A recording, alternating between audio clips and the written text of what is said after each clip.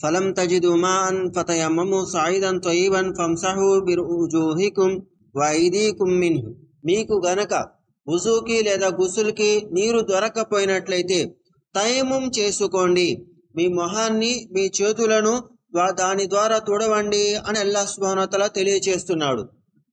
అయితే తయమ్మం అనేది వుజూకి బదులు లేదా గుసుల్కి బదులు ఈ తయమ్మం ఎప్పుడు చేస్తారు? నమాజు కోసం ఎలాగైతే వుజూ చేస్తామో అలాగే ఈ తయమ్మం కూడా వర్తిస్తుంది. నీళ్లు లేవు కాబట్టి తయమ్మం చేశాము, గుసుల్ చేయాల్సి వచ్చింది కానీ నీళ్లు లేవు, ఏంటి ఇప్పుడు అంటే తయమ్మం చేసుకోవటానికి అల్లాహ్ సుబ్హానహు వ తఆలా ఒక అవకాశాన్ని ప్రసాదించాడు.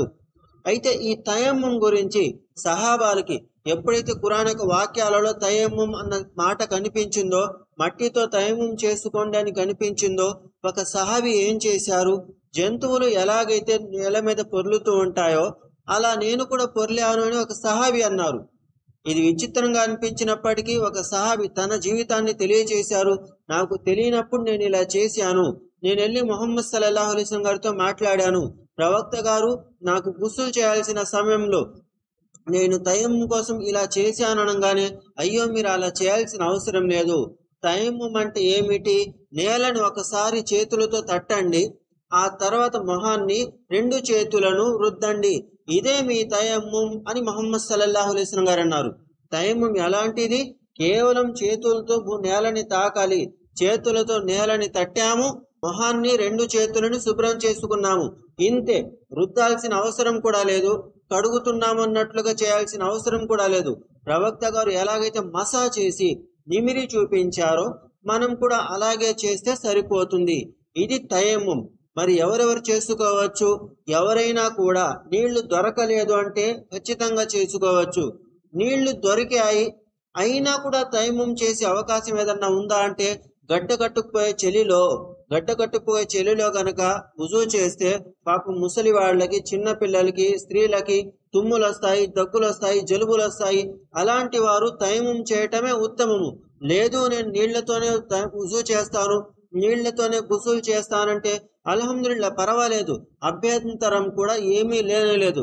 కానీ నమాజు మొత్తము తుమ్ముల కారణంగా, జలుబు కారణంగా ఖరాబు కాకూడదు. కాబట్టి అలాంటి పరిస్థితుల్లో, తప్పనిసరి పరిస్థితుల్లో, రోగగ్రస్తులు ప్రయాణాల్లో ఉన్నారు, ఇలాంటి పరిస్థితుల్లో తయమ్మం చేయాల్సి వస్తుంది. మరి తయమ్మం చేయాల్సిన అవసరం లేకుండా నీళ్లు దొరికాయి, యుక్త వయస్సులము, వుజూ చేసుకోగలము, గుసులు చేసుకోగలము.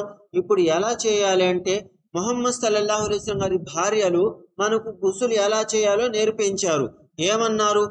ముందు చేతుల మీద నీళ్లు పోసుకొని, ఆ తర్వాత మర్మాంగాలు కడుక్కొని, ఆ తర్వాత వుజూ చేసేవాళ్ళు, ఆ తర్వాత తల నుండి కాళ్ళ దాకా మొత్తం తడుపుకునేవారు అని ఆయిషా రజియల్లాహు తఆలా అన్హా గారు తెలియజేశారు.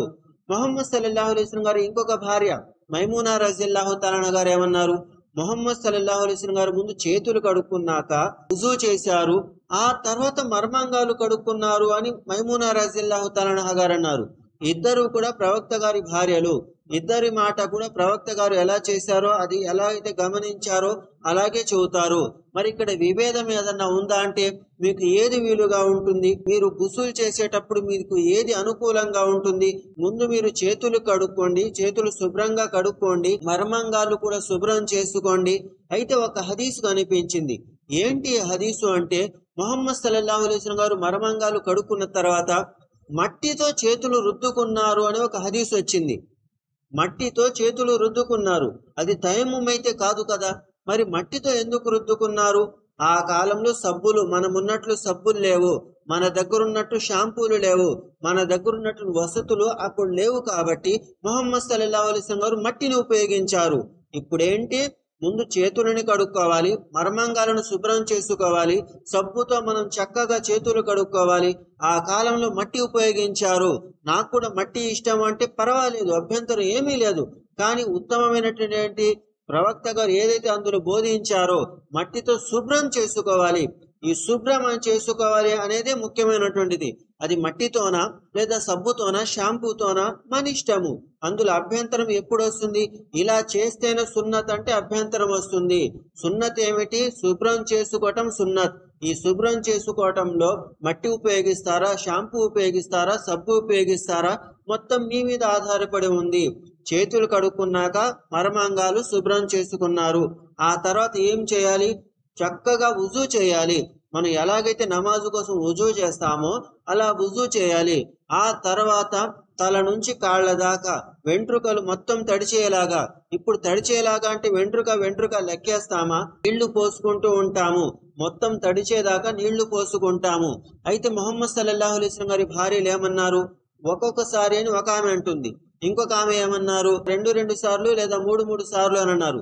ఇప్పుడు అది 2 సార్లా 3 సార్లా? ఎంతైతే నీళ్లు దొరుకుతుందో, తక్కువ నీళ్లు ఉన్నాయంటే గనక ఒకసారి తల మీద పోసుకోండి, ఒకసారి కుడి భుజం మీద, ఇంకొకసారి ఎడం భుజం మీద. నీళ్లు అదనంగా దొరుకుతున్నాయి అన్నప్పుడు, వసతులు ఉన్నాయి అన్నప్పుడు 3 సార్లు నెత్తి మీద, 3 సార్లు కుడి భుజం మీద, 3 సార్లు ఎడం భుజం మీద పోసుకొని శుభ్రంగా కడుక్కోవచ్చు. ఈ అవకాశం ప్రవక్త గారు కల్పించారు. ఈ విధంగా చివరి ఆఖరికి వచ్చేటప్పటికి కాళ్ళు కడుక్కునేవాళ్ళు అని హదీసులో వస్తుంది. అయితే ఆయిషా రజియల్లాహు తఆలా గారి హదీసు వేరు, మైమూనా రజియల్లాహు తఆలా గారి హదీసు వేరు. మైమూనా రజియల్లాహు తఆలా వారు ఏమన్నారు? వుజూ చేశాక కాళ్ళు కడుక్కోకుండా మొత్తం స్నానం చేశారు, చివర్లో కాళ్ళు కడుక్కున్నారు అని మైమూనా రజియల్లాహు తఆలా గారు అన్నారు. ఆయిషా రజియల్లాహు తఆలా గారు ఏమన్నారు? వుజూలోనే మొత్తం వుజూ చేసేశారు. గుసుల్లో వుజు మొత్తం చేసేసాక, తలస్నానం పూర్తిగా చేశాక అలాగే బయటికి వచ్చేసారు అని ఆయిషా రజియల్లాహు తఆలా గారు అన్నారు.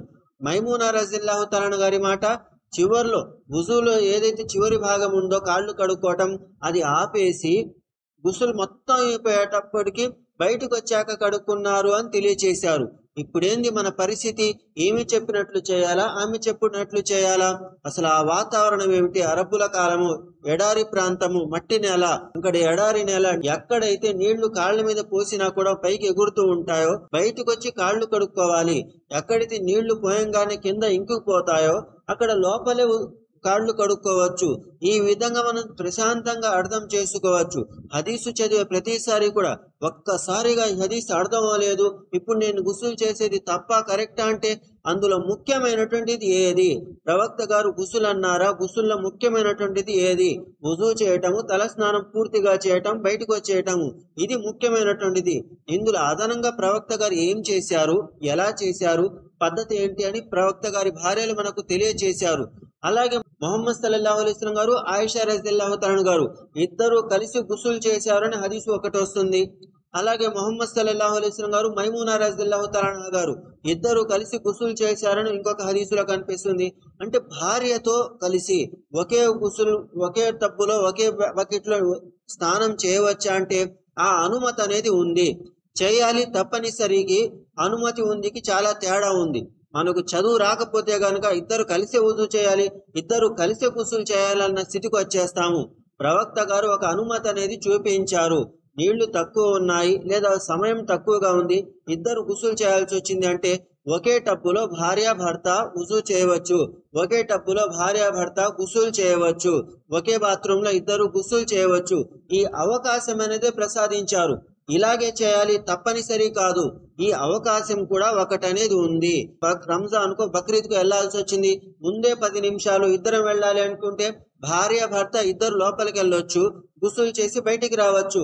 ఇస్లాం ఈ అవకాశం అనేది ప్రసాదించింది. ఇలాగే చేయాలి, గుసులు చేయాలంటే భార్య భర్త కలిసి గుసులు చేయాల్సిందే. ఇలాంటివి మనకు చదువు లేనప్పుడు వచ్చే మాటలు. కాబట్టి తయమ్ముమ్ అనేది తీవ్ర పరిస్థితుల్లో వ్యాధిగ్రస్తులకు, రోగగ్రస్తులకు, చిన్నపిల్లలకు లేదా వృద్ధులకు ఒక అవకాశము. గుసుల్ యుక్త వయసులో ఉన్న ప్రతి ఒక్కరూ తప్పకుండా చేయాలి. అలాగే సమయం తక్కువగా ఉంది, చాలా చాలా తక్కువ అన్నప్పుడు భార్య భర్త అయితే గనక కలిసి గుసులు చేసే అవకాశం ఉంది.